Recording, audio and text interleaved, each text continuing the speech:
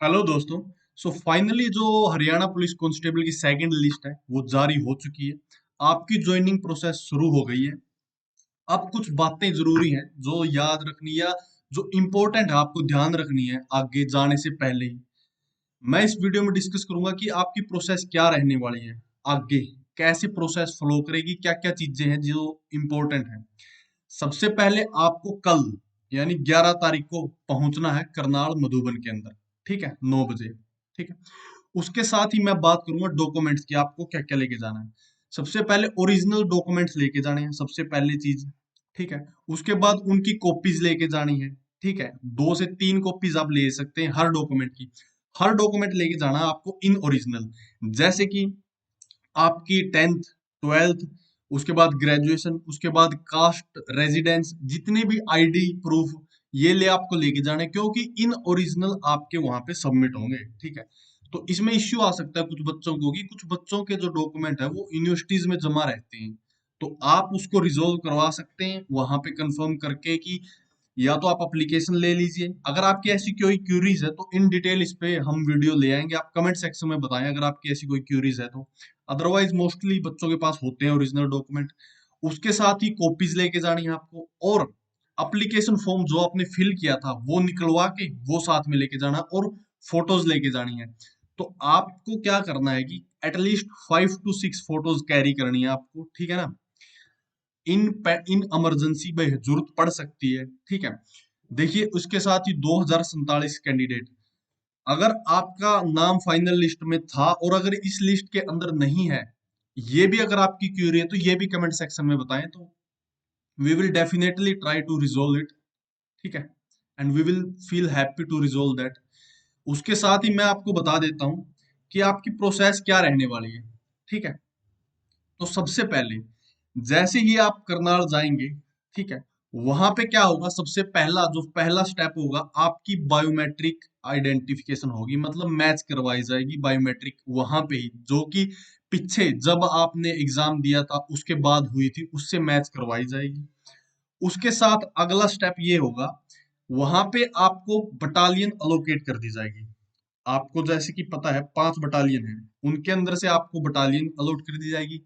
किसी को battalion allot होगी, किसी को डायरेक्ट यूनिट ही अलॉट हो जाएगी। ठीक है, जो भी जिसको अलॉट होगा वहां पे उनके लिए वैन अवेलेबल होगी। ठीक है, करनाल के अंदर सभी बटालियंस की वैन वहां पे होगी, सभी यूनिट्स की वैन होगी। वहां से आपको लेके जाया जाएगा कहाँ पे, सिविल हॉस्पिटल्स में। ठीक है ना। कंसर्न सिविल हॉस्पिटल, जहां भी आपकी बटालियन, जहां भी आपको लेके जाया जाए, जहां भी आपको अलोकेट होगा वहां से वहां लेके जाया जाएगा। वहां पे आपका क्या होगा, मेडिकल टेस्ट होगा। ठीक है ना, सिविल हॉस्पिटल में वहां पे आपका मेडिकल टेस्ट होगा। मेडिकल टेस्ट में क्या होंगे, सबसे ज्यादा जो इंपॉर्टेंट है दैट इज आई साइट। ठीक है ना, आई टेस्ट होगा। उसके बाद क्या होगा कि आपका बोन्स टेस्ट होगा, मतलब बोन की स्ट्रक्चर चेक करी जाएगी। कई बार एंगल नहीं होता ना, एल्बो का एंगल होता है, और ये सब चीजें चेक करी जाएगी। मतलब मोस्टली ये दो चीजें हैं। इसके अलावा जो छोटी मोटे टेस्ट है जैसे कि ब्लड टेस्ट, ईसीजी वगैरह, दैट इज वो नॉर्मल सी चीज है, वो चेक होंगे। सो मेन चीज है आई टेस्ट, और ये आपकी जो स्ट्रक्चर है, ठीक है, ये टेस्ट की जाएगी। ये टेस्ट होने के बाद ही आपको कहाँ पे भेज दिया जाएगा, आपको अपनी पेरेंट बटालियन के अंदर भेज दिया जाएगा। वहां पे आपको हो सकता है पहले ही भी बेल्ट नंबर अलॉट हो चुका हो, अलॉट, और या फिर यहाँ पे आपको बेल्ट नंबर अलॉट कर दिया जाएगा। ठीक है। तो इस प्रोसेस के ड्यूरेशन में मान लेते हैं, अगर इस प्रोसेस होने के बाद ये कंप्लीट हो गई, वहां पे आपने रिपोर्ट कर दिया, इसके साथ ही विद इन वीक आपका शेड्यूल जारी कर दिया जाएगा ट्रेनिंग का, कि भाई कब ट्रेनिंग होगी, कैसे ट्रेनिंग होगी। ठीक है ना, उसका टाइम पीरियड जारी कर दिया जाएगा, मतलब आपको इनफ टाइम मिलेगा लगेज वगैरह कैरी करने का। ठीक है ना। देखिए, जो बच्चे जिनका मेडिकल टेस्ट में टेम्परेरली अनफिट हो जाएंगे, अगर हो जाता है कोई, तो उसके लिए भी आपको टाइम मिलेगा विद इन वीक का। 1 वीक का आपको टाइम मिलेगा, मे भी हो सकता है उससे ज्यादा, पर मोस्ट प्रोबेबल है कि 1 वीक का आपको टाइम मिलेगा। इस टाइम पीरियड में आपको वो एग्जामिनेशन रीचेक करवानी होगी, उसके बाद आपकी सेम प्रोसेस होगी, और फिर अगला स्टेप शेड्यूल जारी होने के बाद ट्रेनिंग का है। ठीक है ना, आप ट्रेनिंग पे जाएंगे। ट्रेनिंग दैट इज ए काफी बेहतरीन एक्सपीरियंस होगा आपको वहां पे। काफी नए दोस्त मिलेंगे, नई चीजें सीखने को मिलेंगी।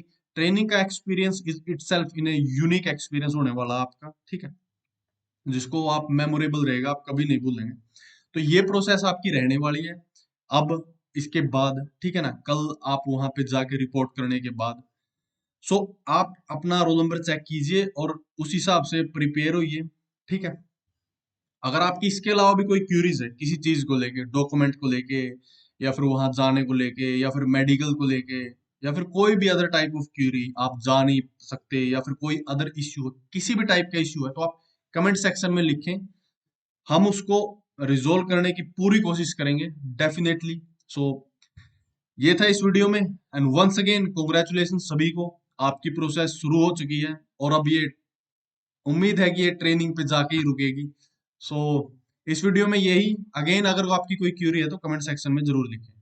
Thank you.